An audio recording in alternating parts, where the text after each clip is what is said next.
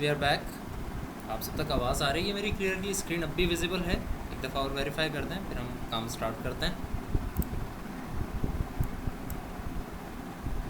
Okay, I assume everything is good. There are a few responses I have received. Okay, so आपका final exam मैंने start किया है 3:30 के ऊपर। अभी 3:30 हो रहे हैं, 4 सितंबर 3:30 के ऊपर आपका फ़ाइनल एग्ज़ाम स्टार्ट किया है। आपके साथ जो एग्ज़ाम का डॉक्यूमेंट है वो मैंने शेयर कर लिया है। LMS के ऊपर भी, आपकी गूगल ड्राइव के ऊपर भी मैंने अपलोड कर दिया है, और इंडिविजुअली आप सबको ईमेल भी मैंने कर दी है।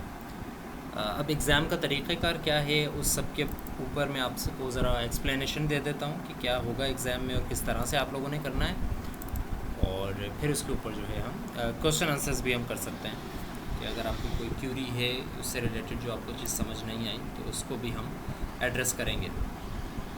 सो let me just open the exam and we will discuss that. Alright, so सबकी अटेंशन यहीं पर हो, उन सब की एटलीस्ट जिन्होंने एग्ज़ाम को एक ही दफ़ा समझना है और समझ के करना है, तो काइंडली अपनी अटेंशन यहीं पर रखें सारे। I will explain this only once. Obviously इसकी रिकॉर्डिंग आपको मिल जाएगी, बट ये है कि आप जो डिस्कशंस या जो चीज़ें आप राइट ऑन स्पॉट पूछ सकते हैं वो आज ही या अभी के सेशन में ही पूछ सकते हैं। इसके अलावा आप मुझे ईमेल कर सकेंगे, and I will not be responding to everyone, and I will be only responding to the genuine queries जिनका मुझे वाकई लगेगा कि हो सकता है कि शायद ये चीज़ मुझसे मिस हो गई हो, तो मैं वो चीज़ आपको बताऊँगा। लेकिन उसके अलावा जितनी चीज़ें हैं वो मैं आपको यहाँ पर बताने लगा हूँ, तो kindly pay attention. So like I said, this is your take home exam, और जिस तरह मैंने अनाउंस किया था पहले भी कि आपका ये एग्ज़ाम जो होगा वो 2 से 3 दिन पर मबनी होगा। सो टोटल पॉइंट्स आपके इसके 40 हैं। This is your final exam, take home exam. अब तक हमारी मार्किंग 50 मार्क्स की हो चुकी है। उसके अलावा जो 60 मार्क्स हमारे बचे हैं, 40 मार्क्स की हो चुकी है आई थिंक, या 50 की हो गई है, सॉरी 50 की मार्क्स की हमारी आज फाइनलाइज़ हो जाएगी। आपका ये क्विज़ भी जब मेरे पास आ जाएगा तो, और इसके बाद जो 50 मार्क्स हैं उसमें से 40 ये हैं और 10 क्लास पार्टिसिपेशन के हैं, जिसके ऊपर हमारी पहले भी बहस हो चुकी है कि वो किस तरह आपको दिए जाएंगे। So the problem set regarding this assignment is that कि there are a few, at least I think 10 management systems given to you, ABCDEFGHIJK तक। तो ये J तक आपको कुछ मैनेजमेंट सिस्टम्स दिए गए हैं जो कि आप लोगों ने बनाने हैं, कोड करने हैं C++ के अंदर। ये 10 के 10 आप सबने नहीं बनाने हैं, obviously you have to choose, I think 2 लिखा हुआ है, कितना लिखा हुआ है, select 2, yes, you have to choose any of the 2, कोई भी 2 आप सेलेक्ट करें और उनके मैनेजमेंट सिस्टम्स बनाएं। मैं दोबारा कह रहा हूँ और बार बार कह रहा हूँ कि गौर से सारी बातें सुन लीजिएगा कि क्या आपको कहा गया है, एक ही बात का दोबारा क्वेश्चन ना आए मेरे पास। तो आपने इनमें से 2 जो है मैनेजमेंट सिस्टम्स उठाने हैं और उनको कोड करना है। अब फॉर एग्ज़ाम्पल मैं कहता हूँ कि मैंने एक हॉस्पिटल मैनेजमेंट सिस्टम पिक किया और एक होटल मैनेजमेंट सिस्टम पिक किया। So what I need to do as a student, तो एज ए स्टूडेंट आपको करना ये है कि जब आप हॉस्पिटल मैनेजमेंट सिस्टम बनाने हैं तो उसके अंदर ये 4 क्लासेस आपने लाजमी बनानी है, राइट? यानी कि जो भी आपको एक मैनेजमेंट सिस्टम के नीचे दी गई हैं चीज़ें, ये 4 क्लासेस आपने लाजमी बनानी है। किसी में 3 है, किसी में 4 हैं, ये 4 क्लासेस आपने लाजमी बनानी है। और इन 4 क्लासेस के अंदर मीनिंगफुल डाटा मेंबर्स और मेंबर फंक्शंस भी बनाने हैं। मीनिंगफुल डाटा मेंबर्स और मेंबर फंक्शंस का मतलब ये है कि ऐसा ना हो कि डॉक्टर के अंदर आकर आप कह दें कि भाई डॉक्टर को डिज़ीज़ क्या है, तो डॉक्टर के अंदर डिज़ीज़ का तो कोई वेरिएबल नहीं होना चाहिए। डॉक्टर के अंदर क्या होगा, डॉक्टर के अंदर से डॉक्टर का नेम होगा, डॉक्टर की ID होगी। इस तरह के 1 से 2 आपने जो है डाटा मेंबर्स और मेंबर फंक्शंस उससे रिलेटेड, यानी कि सेटर्स आप बना लेंगे कुछ, या हो सकता है चेंजिंग के लिए कुछ आप बना लें। इस तरह आप कोई फंक्शंस भी आपने बनाने हैं। सो मीनिंगफुल होने चाहिए। रिमेंबर, मैंने कहा है कि मीनिंगफुल होने चाहिए। इट्स नॉट लाइक कि आप एक ही तरह की चीज़ जो है वो हर किसी में दे दें। डॉक्टर के अंदर भी आपने वही दे दिया, पेशेंट के अंदर भी वही दे दिया, कोई मतलब ना बन रहा हो, ऐसा ना हो। मीनिंगफुल होनी चाहिए कि एक्चुअली डॉक्टर के अंदर वो रियल वर्ल्ड में भी चीज़ पजेस करनी चाहिए। तो डॉक्टर है, पेशेंट है, से फॉर एग्जांपल एक एग्जांपल मैं लेता हूँ। डॉक्टर मैंने उठाया, मैंने कह दिया कि डॉक्टर का नाम मैंने इसमें रख दिया, और मैंने ये रख दिया कि भाई डॉक्टर के पास पेशेंट्स कितने, number of patients, let's suppose, या डॉक्टर का सिटी क्या है, वो किस हॉस्पिटल से बिलोंग करता है, व्हाटएवर। तो एक आधा मैंने ऐसे रख दिया। इसी तरह मैंने उसके चेंजिंग करने के लिए सेटर्स और गेटर्स वगैरह बना लिए। इसी तरह फिर मैं पेशेंट की क्लास बनाता हूँ, तो पेशेंट की क्लास के अंदर भी मैं यही करता हूँ, मैं पेशेंट की डिजीज़ क्या है वो रखूँगा, मैं पेशेंट का नाम क्या है वो रखूँगा, पेशेंट को डॉक्टर कौन ट्रीट कर रहा है या किस हॉस्पिटल में है मैं वो रख सकता हूँ। इस तरह की कुछ चीज़ें मैं रख लूँगा। इसी तरह इसके सेटर गेटर्स और इस तरह की कुछ चेंजेस अगर उसमें आ रही हैं तो वो भी हम देख लेंगे। भाई पेशेंट कौन सी दवाइयाँ ले रहा है, उन दवाइयों का नाम, या वो कितनी दवाइयाँ ले रहा है, कितने अरसे से वो इस डिज़ीज़ में है, बहुत सारी चीज़ें हो सकती हैं। तो आप लोगों ने इसमें से कोई भी चीज़ जो है वो मीनिंगफुल रख के बना देनी है। Same is the case with hospital. और हॉस्पिटल के अंदर भी यही है कि भाई हॉस्पिटल में आपने जो चीज़ें हॉस्पिटल की होती हैं, भाई हॉस्पिटल का एड्रेस क्या है, हॉस्पिटल कब से चल रहा है, हॉस्पिटल है किस चीज़ का, स्पेशलाइज किस में करता है, हज़ारों चीज़ें हो सकती हैं। आपने कोई एक दो चीज़ें जो हैं वो इसके अंदर इनपुट कर देनी है। इसी तरह डिज़ीज़ है, तो डिज़ीज़ किस तरह की है, इसके सिम्टम्स क्या हैं, इसकी जो है क्या कहते हैं, इसकी ट्रीटमेंट किस तरह से हो सकती है, ये किस चीज़ को अफेक्ट करती है। लाइक आई सेड, बहुत सारी चीज़ें हो सकती हैं, आप कोई भी एक दो चीज़ें पिक करके इसमें बना दें। Again meaningful. एक और चीज़ जो आपने इस चीज़ में करनी है, ये आपका मैनेजमेंट सिस्टम बन गया। अब इन सब क्लासेस को या ज़्यादातर क्लासेस को आपने आपस में इंटरकनेक्ट भी करना है। इंटरकनेक्ट का मतलब ये है, वो भी मैंने आपको बता दिया है, सारी क्लासेस को आपने इंटरकनेक्ट नहीं करना है। फॉर एग्जांपल मैंने ये कह दिया है कि doctor has patients, so we all know कि डॉक्टर के कुछ पेशेंट्स होते हैं। सो पेशेंट का क्या सिर्फ नाम यहाँ पर होना चाहिए या कोई इसका आईडी होनी चाहिए? सो द आंसर इज़ कि हैज़ पेशेंट्स जहाँ पर लिखा हुआ है, इट मीन्स कि पेशेंट की जो क्लास है उसका या तो ऑब्जेक्ट या पॉइंटर आपने इस डॉक्टर की क्लास में बनाना है, यानी कि पेशेंट की क्लास की कोई एग्जिस्टेंस डॉक्टर के पास हो। इसी तरह पेशेंट की क्लास के अंदर डिज़ीज़ की कोई एग्जिस्टेंस हो। भाई पेशेंट को क्या डिज़ीज़ है, तो सिर्फ उस डिज़ीज़ का नाम ना हो, उस डिज़ीज़ का एक या तो ऑब्जेक्ट हो या उसका एड्रेस हो उसके पास। बिल्कुल उसी तरह जिस तरह कोर्सेज़ और स्टूडेंट्स के तौर पर हमने किया था, वो भी एक मैनेजमेंट सिस्टम था कि भाई एक स्टूडेंट है, उसने कौन कौन से कोर्सेज़ उठाए हैं, उन कोर्सेज़ का एक एड्रेस मैंने दे दिया कि भाई कोर्स तो बना हुआ है लेकिन उसका एड्रेस यहाँ पर है, या आपने कहीं कहीं ऑब्जेक्ट्स भी बनाए थे। इसी तरह हॉस्पिटल है, तो हॉस्पिटल का मैंने बता दिया हैज़ डॉक्टर्स, तो हॉस्पिटल के अंदर डॉक्टर्स होंगे, डॉक्टर के नाम नहीं होंगे, आईडीज़ नहीं होंगी, बल्कि डॉक्टर के या तो ऑब्जेक्ट्स होंगे या पॉइंटर्स होंगे, dynamic pointers, dynamic objects. Disease के अंदर आपने इस तरह की कोई चीज़ नहीं करनी, डिजीज़ पेशेंट के अंदर होगी ऑलरेडी। तो फॉर एग्जांपल आपने ये एक ये एक मैनेजमेंट सिस्टम बना लिया। इसी तरह आपने एक और मैनेजमेंट सिस्टम भी बनाना है। तो for example hotel management system है, तो उसमें भी आपने ये 3 क्लासेस बना ली और रूम बना लिया, कस्टमर बना लिया और has customers, occupies customers, which means अच्छा काफ़ी जगहों पर मैंने हैज़ यूज़ किया है, कहीं पर मैंने एसोसिएट्स यूज़ किया है, कहीं पर मैंने ऑक्यूपाइज यूज़ किया है, राइट। लेकिन इन चीज़ से कंफ्यूज होने की ज़रूरत नहीं है कि हैज़ का मतलब यही है कि आपने ऑब्जेक्ट बनाना है या पॉइंटर बनाना है। It's not like that. You have to figure it out कि अगर आपको लगता है कि इट वुड बी मीनिंगफुल कि इसका सिर्फ पॉइंटर आ जाए तो सिर्फ पॉइंटर बना दें। अगर आपको लगता है कि इट वुड बी मीनिंगफुल कि पूरा एक ऑब्जेक्ट कंपोज होना चाहिए तो आप उसका ऑब्जेक्ट बना दें। So it's up to you कि आप उसको किस तरह से मैनेज करते हैं। The cornerstone is meaning. अगर वो मीनिंगफुल है चीज़ तो दैट इज़ ओके। तो इसी तरह आपने ये काम कर लेना। तो ये 2 मैनेजमेंट सिस्टम्स आपने बनाने हैं और उसके बाद जो है अगला काम क्या है उसके ऊपर हम आते हैं। तो अभी तक हमने जितना प्रॉब्लम सेट को डिस्कस किया है, वी हैव डिस्कस्ड कि इन 10 में से आपने कोई 2 मैनेजमेंट सिस्टम्स उठाने हैं और उनके ऊपर काम करना है। ये जहन में रखें कि आपने जो मैनेजमेंट सिस्टम चूज़ करने हैं, try to find the management systems as unique as possible. जितना यूनिक कॉम्बिनेशन हो सके उतना ज़्यादा बेहतर है। ऐसा ना हो कि सब पूरी क्लास ने ही जो दो ये उठा लिए और उनके ऊपर काम कर लिया। Try to make it like something unique. तो अगर हम परम्यूटेशन या कॉम्बिनेशन के हिसाब से देखें तो आई थिंक 45 या 50 कॉम्बिनेशन इसके बन सकते हैं। एक स्टूडेंट अगर ये 2 चूज़ करता है तो एक ये चूज़ करेगा, फिर अगला ये चूज़ करेगा, तो 45 समथिंग कॉम्बिनेशन इसमें बन सकते हैं। सो आई वांट कि एटलीस्ट सारे के सारे कॉम्बिनेशंस मेरे पास आ जाएं। इट्स नॉट लाइक कि आपने एक ही कोई 2-4 ऐसे कॉम्बिनेशंस थे जो कि किसी ने भी नहीं किए।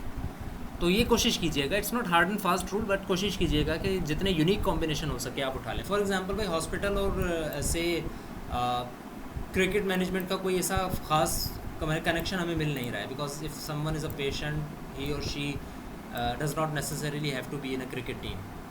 सो आप ये कह सकते हैं कि चलें हम इन दोनों का कर लेते हैं, इट वुड बी यूनिक। तो आपने ये भी बना लिया और ये भी बना लिया, राइट। सो इस तरह का आपने करना है कुछ। अब आते हैं एक्चुअली प्रॉब्लम्स के ऊपर कि आपने करना क्या क्या है। वही चीज़ें जो मैंने आपको बता दी हैं अभी।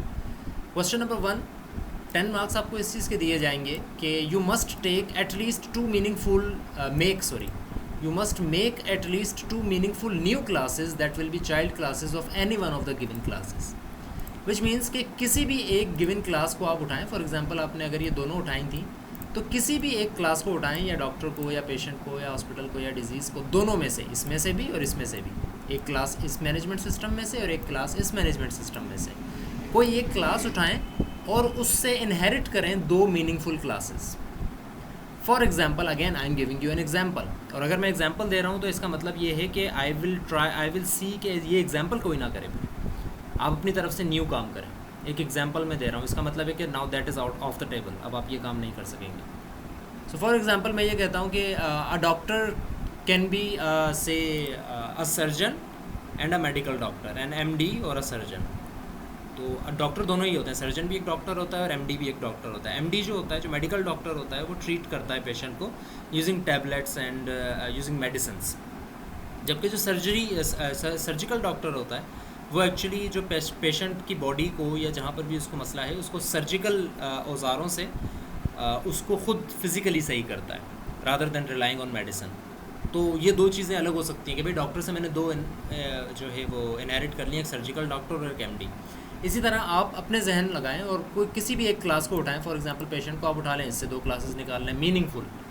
इसी तरह डिजीज़ उठा लें, 2 तरह की डिजीज़ बना लें, या रूम उठा लें, 2 तरह के रूम्स बना लें. इस तरह आपने इनहेरिट करनी है 2 क्लासेस. तो पहला सवाल जो है, ये सारे काम आपने करने हैं और उसके बाद आपने पहला काम ये करना है 10 पॉइंट्स के लिए कि you would have to make 2 inherited classes. It's not hard and fast rule. Mohammad Shahbaz पूछ रहे हैं कि मल्टीपल पेशेंट्स या मल्टीपल डॉक्टर्स भी हो सकते हैं. तो it's not a hard and fast rule. I just want 2 inherited classes. You can make multiple inheritance of that, you can make hierarchical inheritance of that, or you can just make a single inheritance of 2 classes. That's up to you. Okay. Question number 2 is all the classes should contain the following. At least ये सारी चीज़ें एक class के अंदर होनी चाहिए.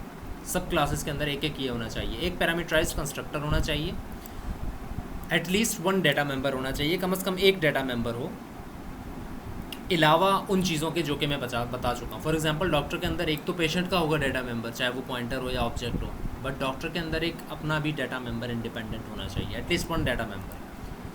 Counter आपने बनाने हैं नंबर ऑफ़ ऑब्जेक्ट्स के लिए. आई एम नॉट सेइंग कि आपने वो कहीं प्रिंट करने हैं या कुछ ऐसा करना है, लेकिन काउंटर होना चाहिए जो कि मीनिंगफुली काम कर रहा हो, यानी कि कितने ऑब्जेक्ट्स बन गए हैं. जैसे ही एक ऑब्जेक्ट बने तो इस काउंटर में ++ हो जाना चाहिए. ये काम हम कर चुके हैं ऑलरेडी, इसमें कोई मसला नहीं होना चाहिए आपको. एक डिस्प्ले डाटा का मेंबर फंक्शन होना चाहिए. आई एम नॉट सेइंग कि वो आपने इनहेरिट करना है या उसको ओवरराइट करना है. Just make a display data function for every class, चाहे आप उसका सेम नाम रखें या अलग नाम रखें, दैट्स अप टू यू. और एक कॉपी कंस्ट्रक्टर भी बनाना है. कॉपी कंस्ट्रक्टर क्या होता है ये आप सब जानते हैं कि एक ऑब्जेक्ट की चीज़ें दूसरे ऑब्जेक्ट में कॉपी करता है वो, और उसका कंस्ट्रक्टर बनाया जाता है जिसको हम इक्वल करके कॉल कर रहे होते हैं कि भाई obj1 = obj2 एंड obj2 की जो सारी चीज़ें हैं वो obj1 में आ जाएँ, तो उसके लिए हम कॉपी कंस्ट्रक्टर कॉल कर रहे होते हैं. तो ये कम से कम 5 चीज़ें. Each point has 2 points. Each question कह लें, each question has 2 points and this whole question is eventually of 2 × 5 10 points. तो आपने हर क्लास के अंदर कम से कम ये 5 चीज़ें बनानी हैं. ये आपका हो गया क्वेश्चन नंबर 2. फिर क्वेश्चन नंबर 3 के ऊपर आते हैं. तो मेन के अंदर you have to make a vector. Vector belongs to the standard template library if you remember. You have to make a vector of each class and use every vector member at least 2 to invoke member functions. So आपने करना ये है कि जिस तरह से आप आमतौर पर ऑब्जेक्ट्स बनाकर उनके मेंबर फंक्शंस कॉल कर रहे हैं या उसका डिस्प्ले डेटा कॉल कर लिया किसी क्लास का, तो आपने करना ये है कि आपने एक वेक्टर बनाना है. वेक्टर का मतलब ये है कि आपने एक टाइप ऑफ एन एरे, हमने कहा था ना वेक्टर होता है, तो आपने एक वेक्टर के से 2 ऑब्जेक्ट्स का एक वेक्टर बना लिया और उन वेक्टर के मेंबर्स को यूज़ करते हुए आपने सारे फंक्शंस कॉल करने हैं. अगेन इट्स नॉट नेसेसरी कि आप सारे फंक्शन कॉल करें, बट अपने प्रोग्राम की इंटेग्रिटी को बरकरार रखें और अगर कोई ऑब्जेक्ट बन रहा है तो उसको नाम भी मीनिंगफुल दें, उससे काम भी मीनिंगफुल लें, मेंबर फंक्शन भी मीनिंगफुल कॉल करें और उसका डिस्प्ले डाटा भी जो कॉल करें. और हर 2 ऑब्जेक्ट्स के लिए, हर क्लास के 2 ऑब्जेक्ट्स बना के आपने ये काम करना है. So again I am reading the question. Inside main make a vector of each class. Her class का वेक्टर बनाएं यानी कि हर क्लास का वेक्टर बनेगा तो उसके अंदर दो दो ऑब्जेक्ट्स आ जाएंगे हर क्लास के, and use every vector member which means every object of that class to invoke member functions. So again meaningful, it's not necessary कि आप सारे मेंबर फंक्शंस कॉल करें, एंड इट्स नॉट नेसेसरी कि आप सारे के सारे फंक्शंस सिर्फ एक फंक्शन कॉल करें, राइट. एक और मैं आप लोगों को यहाँ पर छूट दे रहा हूँ, वो ये कि इट्स नॉट नेसेसरी कि आप हर क्लास का एक वेक्टर बनाएं. क्वेश्चन में कहा यही गया है कि ईच क्लास का आपने वेक्टर बनाना है, but I am giving you a leeway here कि इट्स नॉट नेसेसरी कि आप हर क्लास का एक वेक्टर बनाएं, बट एटलीस्ट 2 क्लासेस के वेक्टर बना लें. फॉर एग्जांपल किसी जगह पर आपने 4 से 6 क्लासेस बनाई हुई हैं, यहाँ पर 4 से 6 क्लासेस बनेंगी, तो सिर्फ पेशेंट और हॉस्पिटल का वेक्टर बना दें, दैट्स ओके, राइट. इसी तरह यहाँ पर भी से आपने 3 से 5 क्लासेस बनाई हुई हैं, इनहेरिटेंस के बाद की बात कर रहा हूँ, तो कस्टमर और मैनेजर के आपने वेक्टर बना के और उसके मेंबर फंक्शंस कॉल कर रही हैं. So you would have to code everything, but you don't have to call everything. Just call some of the adequate amount of your member functions. That's your question number 3. And question number 4 is describe the following topics in your own words. It is a theoretical question kind of. You have to type it on Word or any other text editing platform. Better if you write it on Word. So you have to write, describe and elaborate some of the following topics in your own words. What is polymorphism? What do you mean by diamond problem? What do you mean by template functions? What are friend classes? What are composition? तो अपने words के अंदर अगर आपको सहारा लेना है coding का, आप थोड़ी कोडिंग बताना चाह रहे हैं, आप कोडिंग भी बता दें, लेकिन थियोरेटिकल है, आप थोड़ा सा इसको एलाबोरेट करें अपने वर्ड्स के अंदर. व्हाट कैन यू से, और इस सवाल का जवाब आप वर्ड में टाइप करके भेजेंगे. क्वेश्चन नंबर 3 कह रहे हैं, रिपीट कर दें. क्वेश्चन नंबर 4 के भी 10 पॉइंट्स ही हैं, 2 points each, 2 points for polymorphism, 2 points for correct description of diamond problem and all of these. Question number 3 मैं दोबारा रिपीट कर देता हूँ. You have to make a vector of every class या सम ऑफ द क्लासेस. आपने एक vector बनाना है और उस वेक्टर के अंदर मेंबर्स जो होंगे वो आपकी क्लास के ऑब्जेक्ट्स होंगे.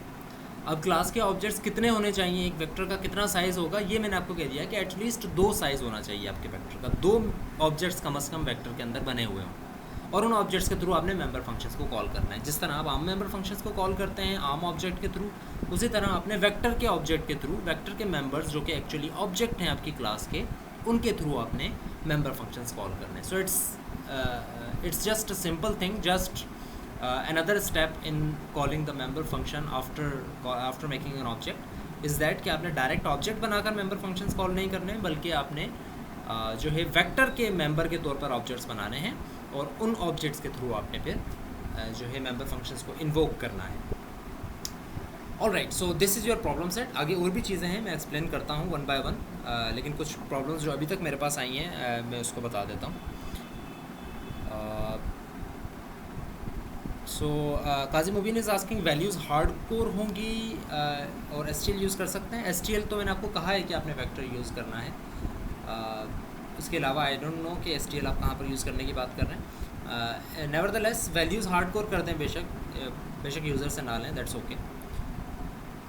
मुजफ्फर हुसैन इज़ आस्किंग कि इट इज़ यूज़र डिफाइंड और hard coded. Like I said it can be hard coded. आप कोड के अंदर ही सारी वैल्यूज़ डाल दें, बेशक यूज़र से ना पूछें. There are no extra points कि आपने यूज़र से लिया हो नंबर, तो उसके कोई एक्स्ट्रा पॉइंट्स नहीं है. आपने करना है तो कर लें, नहीं करना ना करें. So Muzaffar Hussain is again asking कि we will make a file for vector because CPP file should be in main. I am not sure what your question is. I think you are asking कि template classes जो हैं वो main और CPP साथ होनी चाहिए, तो वो करना है या नहीं. Think for your self, figure out करें. आपका क्वेश्चन बनता नहीं है वैसा ये वाला यहाँ पे. सर क्वेश्चन 3 रिपीट कर दें जिस तरह मैंने रिपीट कर दिया. उमर अब्दाली सेइंग के पूरी क्लास नहीं ले पाया तो ये सेशन रिकॉर्ड, यस ये सेशन रिकॉर्ड हो रहा है, यूट्यूब के ऊपर अपलोड हो जाएगा.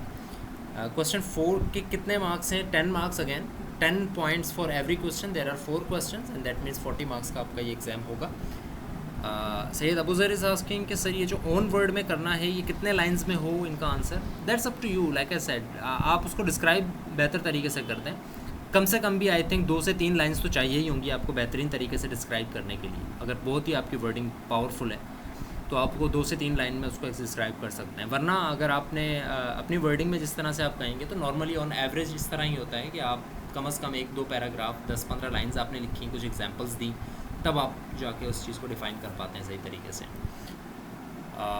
ओके, क्वेश्चन 1 रिपीट कर दूँ. Question 1 is just you have to make 2 meaningful new classes. So additional to these classes, ये 4 क्लासेस तो आपने बनानी ही हैं, 2 और क्लासेस आपने बनानी है जो कि आप इनहेरिट करेंगे किसी एक क्लास से.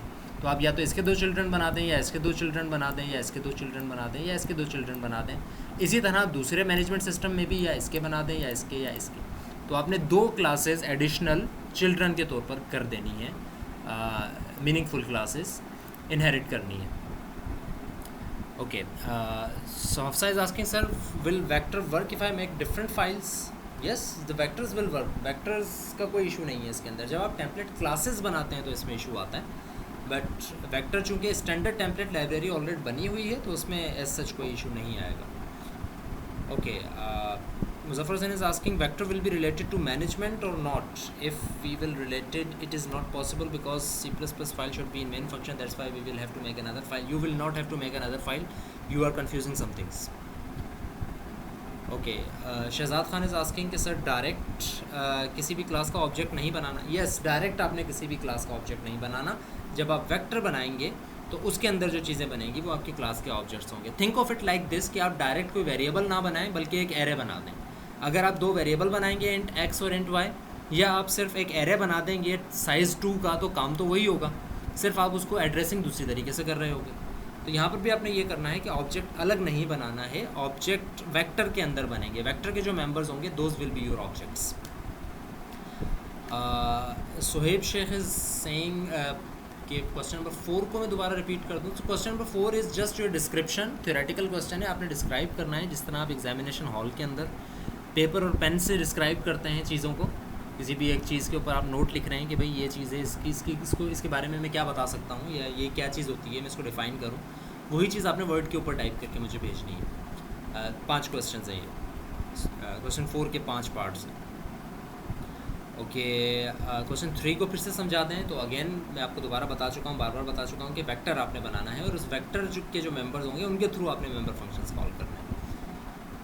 ओके, लास्ट क्वेश्चन मैंने अभी आया नहीं हूँ लास्ट क्वेश्चन पे, तो इस वजह से उसके क्वेश्चंस भी ना करें. नसीर अली इज़ आस्किंग कि आपने बोला था सेक्शन ई वालों के लिए आप एक्स्ट्रा क्वेश्चन ऐड करेंगे. ओके, बोला था मैंने, नहीं किया ऐड. क्वेश्चन पूरा हो गया, पेपर्स पूरा हो गया, बात कर दी मैंने सारी चीज़. So just be patient. पूरी एक चीज़ हो जाए तो उसके बाद फिर क्वेश्चन पूछें मुझसे कि क्या चीज़ है और क्या चीज़ नहीं है. सो अगेन ये 4 चीज़ें, ये 4 क्वेश्चंस आपके हो गए. Anyone who attempts all of these questions और उसके अंदर वो पूरे मार्क्स लेता है तो ही और she will be obtaining 40 out of 40 marks. 10 10 10 and 10. Now this is your bonus point question. That bonus points question is only for section A to D. That is bonus points question, and for section E it is kind of a mandatory assignment. And what does this question do? Listen very carefully. ये जो question है ये attempt करेंगे, ये design किया गया है section E वालों के लिए बिकॉज उनकी एक असाइनमेंट मिस हो गई थी. तो ये एक क्वेश्चन जो कि ये भी 10 पॉइंट्स का है, ये जो है ई सेक्शन वालों के लिए स्पेसिफिकली डिज़ाइन किया गया है. अभी जो 10 पॉइंट का क्वेश्चन है ये सिर्फ ई वाले ही अटेम्प्ट करेंगे. कंसिडर एक फॉर एग्जांपल एक सपोजिशन में ले रहा हूँ, ये सिर्फ ई वाले ही अटेम्प्ट करेंगे और इसमें जितने भी मार्क्स, फॉर एग्जांपल ई के स्टूडेंट्स 10 आउट ऑफ 10 ले लेते हैं इस क्वेश्चन में, तो एक्चुअली वो एग्ज़ाम में 50 आउट ऑफ 50 नहीं ले रहे होंगे, बल्कि उनकी जो असाइनमेंट एक मिस हो गई थी उसमें आउट ऑफ 10 जो जितना भी उनका था, वो जो आउट ऑफ 10 असाइनमेंट एक मिस हो गई थी, इस पॉइंट के, इस क्वेश्चन के आंसर जो होगा, जितने भी आपके मार्क्स होंगे वो उस असाइनमेंट में जाकर ऐड होंगे. For everyone except section E, section A से डी तक के स्टूडेंट्स अगर ये क्वेश्चन अटैम्प्ट करते हैं तो that would be a bonus for them. Bonus in what sense कि अगर आपने लेट सपोज कि ये क्वेश्चन अटैम्प्ट किया है तो इस क्वेश्चन के मार्क्स भी आपको दे दिए जाएंगे, right. And the students of section A to D can have 40+ marks out of 40, right. Obviously वो मार्क्स आपके 40 आउट ऑफ 40 लिखे नहीं जाएंगे कि आपने फाइनल एग्जाम में इतने लिए, but I will adjust those marks into some other assignment और any other type of thing, right. So no one can score above 100 obviously, and no one can score above 40, But if you attempt this bonus point question, it will be bonus points to you in your whole course rather than in just this final course. I'm sorry, and I'm afraid for students of section E that they will not have to. They are not eligible and they cannot attempt this question and make bonus points for themselves, right? So okay, so there are some comments. Shais is asking कि last question is bonus question for every student, but it will be equal for assignment number 1 for section E. Where is the bonus point question for section E? There is no bonus point question for section E. Okay, so this is what I have said. There is no bonus point question for section E. Okay. Munib Khan is asking कि sir due to some reason मेरा last assignment नहीं हुआ. Again वही question है, तो assignment से related जो चीज़ें हैं वो email के ऊपर मुझे send कर दें. Okay, so okay, Shaz is again saying कि this is injustice कि आपने bonus point question उनको दे दिया और हमें नहीं दिया. So what I can do is E के students सारे के सारे यहाँ पर मौजूद हैं, and what I can do is E के जितने भी students हैं उन सबका मुझे यहाँ पर एक consent चाहिए, और यही चीज़ मैं आपसे पहले भी discuss कर चुका हूँ, बट इस एक कमेंट की वजह से मैं आप लोगों से दोबारा ये पूछता हूँ सारे के सारे E के students से कि there are 2 points, there are 2 like ways here. या तो ये बोनस पॉइंट क्वेश्चन आपके पास नहीं होगा, राइट, क्योंकि आप ये बोनस पॉइंट अगर क्वेश्चन नहीं करेंगे तो ऑब्वियसली आपकी असाइनमेंट 1 चूँकि मिस हो चुकी है, तो आपकी असाइनमेंट 1 भी नहीं हो पाएगी और ये बोनस पॉइंट क्वेश्चन किसी भी सेक्शन के लिए नहीं होगा, और आपकी असाइनमेंट 1 का भी जो एक क्या कहते हैं इंस्टेड आपको ये क्वेश्चन दिया गया था, ये क्वेश्चन भी नहीं होगा, विच मीन्स के या तो मैं ये बोनस क्वेश्चन सिरे से ही मिटा दूँ ताकि ना आप लोगों के साथ नाइंसाफ़ी हो और ना ही आप असाइनमेंट का कोई जो है वो दे सकें, या फिर ये है कि ये क्वेश्चन यहीं पर रहे और आप बोनस पॉइंट्स को छोड़कर जो आपके एक्चुअल पॉइंट्स हैं आप उनको गेन कर लें. सो इसका मुझे ज़रा कंसेंट दे दें. ई के जितने भी स्टूडेंट्स हैं वो इसमें ज़रा बता दें, should I remove this bonus point question और not.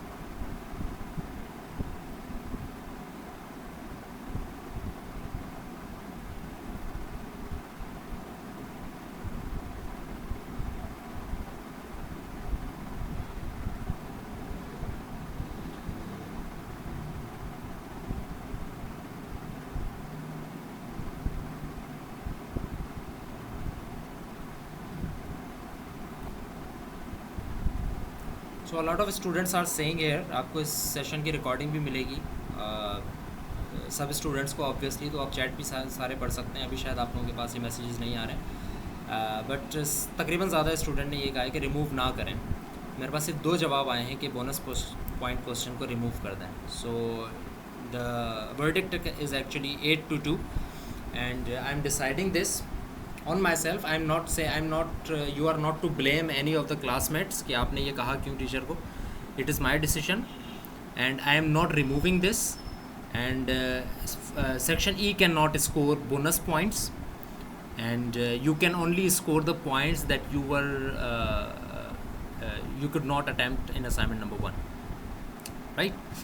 So the question is here and the question is what. अब उसके ऊपर सुन लें, हमारे पास टाइम बहुत कम है, सो अब ज़रा गौर से सुन लें कि make a map in main having the following characteristics. So आपने करना ये है कि आपने मैप बनाना है. एक map is also belonging to STL standard template library. It is map. आपने एक मैप बनाना है और उसके अंदर की वैल्यू पेयर्स बना करते हैं. तो आपने करना क्या है, set one of your classes as the key and the other class as the value. आपने कोई एक क्लास जो है उसको बनाना है की और दूसरी क्लास को बनाना है value.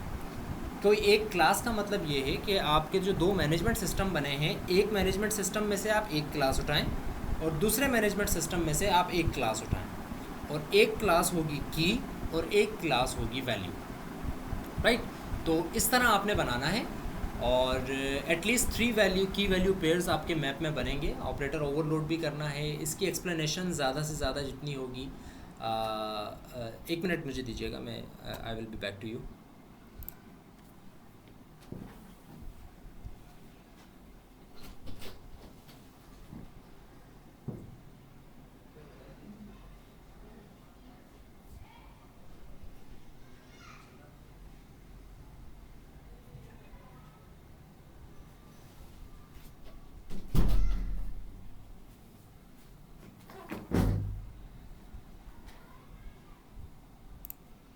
All right, so you have to set one of your classes as the key and other class as the value. आपने एक की बनाना है और एक वैल्यू बनानी है। मैप में आपको पढ़ा चुका हूँ, जाके आप एक्सप्लोर करेंगे। इंसर्ट एटलीस्ट 3 की वैल्यू पेयर्स, यानी कि 3 मेंबर्स आपने मैप में डालने हैं, 3 कीज़ और उनके अगेंस्ट 3 वैल्यूज़। आपने लेस देन ऑपरेटर को ओवरलोड करना है अपनी की क्लास के लिए।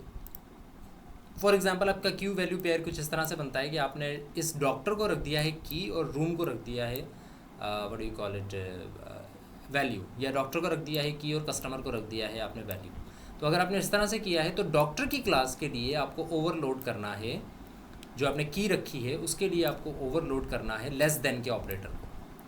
लेस देन का ऑपरेटर क्यों ओवरलोड किया जाता है, कैसे होता है, again it is up to you, आप जाकर इसको फिगर आउट करेंगे कि क्या होता है एक्चुअली मकसद। ऑपरेटर ओवरलोडिंग भी हम पढ़ चुके हैं कि प्लस को कैसे ऑपरेट किया जाता है और उसको किस तरह से किया जाता है। फिर आपने ये करना है कि swap first and last values of the map. आपने फर्स्ट और लास्ट वैल्यूज़ जो हैं मैप की उनको आपने स्वैप करना है। After default sorting keys will remain intact. So let's say for example आपने 3 ऑब्जेक्ट्स बनाए और उन 3 ऑब्जेक्ट्स को आपने की रखा और उसके अगेंस्ट दूसरी क्लास के 3 ऑब्जेक्ट्स को आपने वैल्यू के तौर पर रख दिया। तो जो आप वैल्यू और की का पेयर बनेगा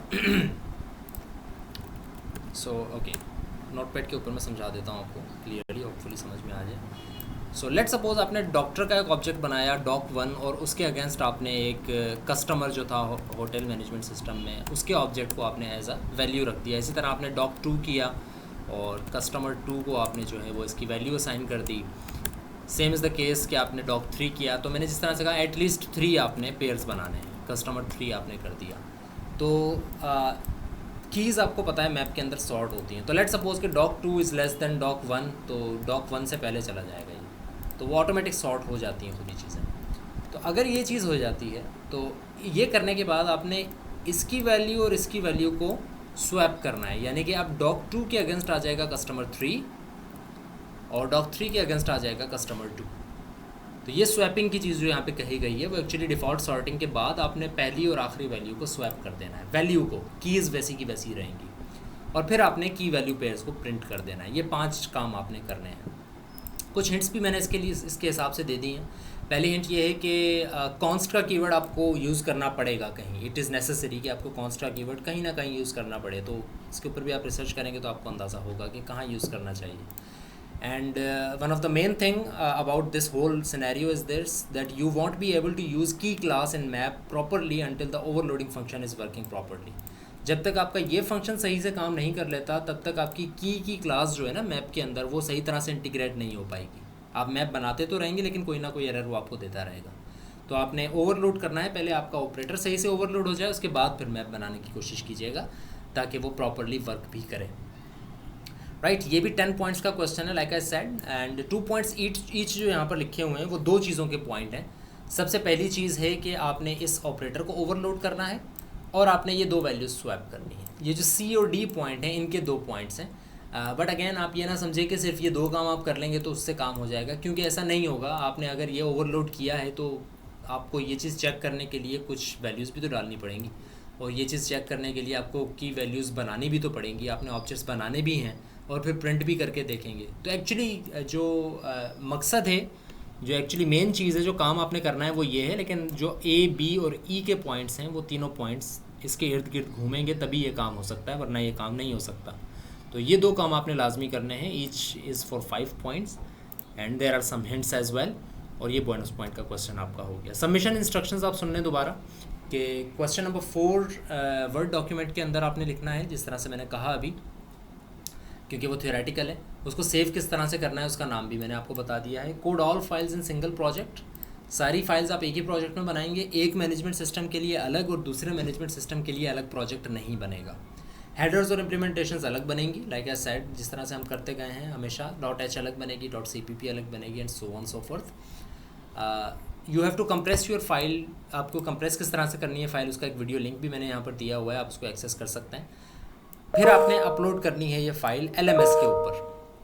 तो जब आप LMS के ऊपर ये फ़ाइल अपलोड करेंगे तो ये मैंने एक असाइनमेंट बना दी है, LMS के ऊपर आप इसको अपलोड करेंगे और LMS के ऊपर आपकी असाइनमेंट अपलोड हो जाएगी। अपडेट सबमिशन अलाउड नहीं होगी। अपडेट सबमिशन अलाउ नहीं होने का मतलब ये है कि आपने एक दफ़ा ही सबमिट करवाना है, तो जस्ट बी श्योर कि आपने ये वाली फ़ाइल अब अपलोड करनी है। आपका इंटरनेट भी आपको पता है कि अगले 5 मिनट तक रहेगा, आपको पता है कि फ़ाइल अपलोड भी हो जाएगी, आपको पता है कि यही फ़ाइल है मैंने जो भेजनी है, तब आप सिर्फ एक दफ़ा उस फाइल को अपलोड करेंगे, दैट्स इट। उसके बाद अगर आप अपलोड करते भी हैं तो दैट्स अप टू यू, आप करना चाहें कर दें, लेकिन it will be only one time submission. Late submission obviously allow नहीं होगी। आपकी जो लास्ट डेट है उसके ऊपर भी मैं आता हूँ, और यही चीज़ आपने ईमेल के ऊपर भी करनी है। ईमेल की डिस्क्रिप्शन भी मैंने दे दी है कि आपने वो ईमेल भी सबमिट करवा सकते हैं।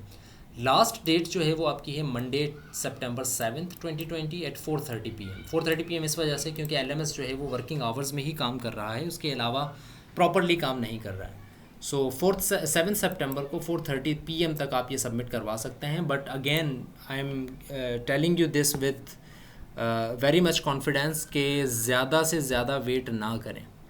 आपकी असाइनमेंट आज बन जाती है, आप आज ही आप आज ही सबमिट करवा दें। आपका एग्ज़ाम कल होता है, आप कल सबमिट करवा दें। परसों होता है, परसों सबमिट करवा दें। Don't wait for the exact time. अगर आप एग्जैक्ट टाइम तक वेट करते हैं तो उसके बाद मैं इस एग्ज़ाम से रिलेटेड ऐसा कोई इशू नहीं सुनूंगा कि सर आखिरी टाइम था और 5 मिनट ही लेट मैंने सिर्फ सबमिट की है, मैं सबमिट नहीं कर सका और ये फ़लाँ फ़लाँ। कोई इशू मैं नहीं लूँगा इसमें। आपने टाइम पर सबमिट करवानी है, एक दिन पहले करवा दें, दैट्स बेटर रादर देन कि आप एंड टाइम पर आएँ और फिर मुझे ये कहते रहें कि सर मेरा इंटरनेट उस वक्त नहीं चल रहा था या इसलिए इशू हो गया। आपको मैंने 3 दिन दिए हैं इस असाइनमेंट को करने के लिए, और इसमें कोई ऐसी चीज़ नहीं है जो कि आज से पहले आपने ना की हो। ओके, कुछ कमेंट्स हैं, मैं उनका जवाब दे देता हूँ, फिर इस क्लास को डिसमिस करता हूँ। I have to tell make another session as well. Okay, overload in bonus question मैंने एक्सप्लेन कर दिया है। A to D वाले पुराने 5 करते हैं तो 50 मार्क्स मिलेंगे, जिसमें से 10 मार्क्स हमारे असाइनमेंट में एडजस्ट हो जाएंगे। मैं बता चुका हूँ कि क्या क्या होगा। मैप में M dot insert make pair like this sir. I am not telling you कि क्या सही है क्या गलत है, I am just explaining you. Swapping के लिए जो कीवर्ड स्वैप यूज़ करना है वो अलग से फंक्शन, यस वो फंक्शन अलग से आपने खुद स्वैप करनी है। वो आप जो है वो बने बनाए फंक्शन को यूज़ करें या वैसे करें, आपने स्वैप करना है किसी तरीके से। अच्छा, ये एग्ज़ाम जो है इट इज़ नॉट लाइक कि आपको इसको 3 दिन लगेंगे बनाने में। आपके पास पूरा वीकेंड है, और आई am not sure, I am pretty confident कि वीकेंड पर आपका कोई एग्ज़ाम नहीं है। सैटरडे संडे तो कोई एग्ज़ाम नहीं है आपका, एटलीस्ट संडे तो नहीं है। तो एक दिन की ये बात है, आप एक दिन पूरा लगाकर इसको एग्ज़ाम के तौर पर करें, not just treat as assignment के कभी भी कर लेंगे। एग्ज़ाम की तरह इसको लें और 4-5 घंटे मुसलसल लगाकर इस पर करें काम। तो ये असाइनमेंट एक दिन से ज़्यादा की नहीं है, 3 दिन आपको दिए गए हैं। तो इस तरह की बातें मेरे पास ना लाएं कि इलेक्ट्रिसिटी का इशू है या इंटरनेट का इशू है। You would have to figure that out, right. तो इश्यूज़ हैं, आई नो के इश्यूज़ हैं, बट ये है कि आपको फिगर आउट करने के लिए 2 से 3 दिन दिए गए हैं। अगर आपको लगता है कि आपके पास बारिश हो रही है, आपके पास आज लाइट नहीं आएगी, तो make other plans as well. कोई और तरीका करें कि आप कैसे असाइनमेंट करेंगे, किस तरह से करेंगे, राइट। पूरे कराची में या पूरे सिंध के अंदर लाइट नहीं गई हुई है, आप you have to move for that as well. तो फिगर दैट आउट कि आपने वो कैसे करना है। 3 दिन है आपके, 3 दिन में इस तरह का कोई मसला नहीं होना चाहिए। लिंक भी करने हैं, लिंक नहीं करने हैं। मैंने आपको कहा ना कि लिंक नहीं करने हैं, वो दोनों बेशक इंडिपेंडेंटली काम कर रहे हों। लिंक वो करेगा जो बोनस पॉइंट क्वेश्चन करेगा, तब वो की वैल्यूज़ को लिंक कर रहा होगा। अगर प्रोजेक्ट नहीं बनाएंगे तो दोनों ये तो बेशक दोनों एक साथ रन हो जाए ना, इसमें क्या इशू है। तो अगर दोनों सारी चीज़ें एक साथ ही रन हो जाती हैं तो कोई इशू नहीं है उसके अंदर। आपने जो फंक्शन कॉल किया होगा, फंक्शन तो वही कॉल होगा।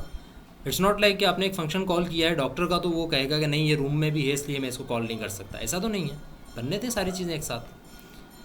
Paper of DLD on 7 September, that's good, होना चाहिए। 7 सितंबर को भी होगा आपका, 8 सितंबर को भी होगा। मेरा एग्ज़ाम 7th को नहीं है, मेरा 4th को है, 5th को है, 6th को है और फिर 7th को भी है। सबमिशन अटैम्प्ट बढ़ा दें। क्यों सबमिशन अटैम्प्ट बढ़ा दें, क्या इशू है आपको? आपने क्या करना है, आपकी जब फाइल हो जाए तो एक ही दफ़ा आप सबमिट करवाएं ना, क्यों आपने सबमिशन अटैम्प्ट बार बार बढ़ाना है? So please give leniency if there are some little mistakes in there will be mistakes in your exam. Give it your 100% and we will see कि आप क्या क्या चीज़ें सीख चुके हैं।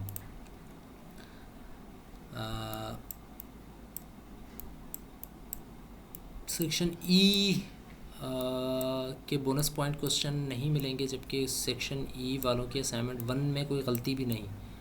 व्हाट डू मीन वन में कोई गलती भी नहीं? आपने वन अटैम्प्ट नहीं की, ये आपकी गलती नहीं है, इसलिए आप बोनस पॉइंट क्वेश्चन आपको भी मिलना चाहिए। आप ये कह रहे हैं? आई थिंक आप यही कह रहे हैं कि आपको बोनस पॉइंट क्वेश्चन भी मिलना चाहिए क्योंकि ई वालों की कोई गलती नहीं थी। ठीक है, बट लाइक आई सेड कि आई हैव डिसाइडेड कि आप लोगों के लिए बोनस पॉइंट्स नहीं हैं, सो आप लोगों के लिए नहीं है। अब इसके लिए क्या करना चाहिए वो अब आप देख लें। If you want to attempt the bonus point question you can attempt that, if you don't want to attempt that question that's up to you. Main एक ही बनेगा, yes Muzaffar Hussain. Plagiarism issue नहीं होगा, अगर आप अकेला काम करेंगे तो प्लेजरिज्म इशू नहीं होगा। मेन फाइल एक ही होगी। Last question is almost 100 hard, this means के this is totally okay again with injustice with section E. Okay, main dot C P P भी 2 बनेंगे तो सारी फाइल्स मिक्स ना कर दें। आई am not sure what is the, again वही बात है कि मिक्स ना हो जाए। मिक्स नहीं होगा ना, won't be like mixing.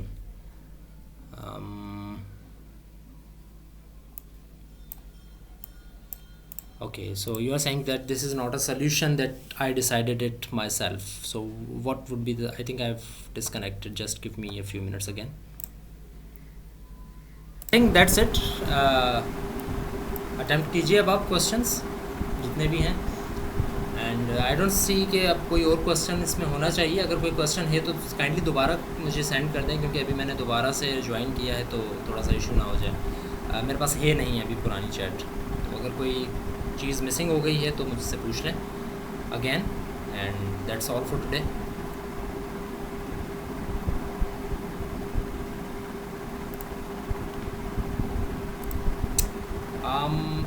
Can you right please, because मेरे पास स्पीकर्स नहीं हैं, मेरे पास हैंड्स फ्री भी नहीं है, तो मुझे आवाज़ नहीं आ पाएगी आप लोगों की काइंडली सही से। Can you right please? आप बेशक टाइम ले लें, 2 मिनट ले लें, 3 मिनट ले लें, टाइप करके मुझे बता दें काइंडली। जो रेज हैंड कर रहे हैं मैं उनसे कह रहा हूँ।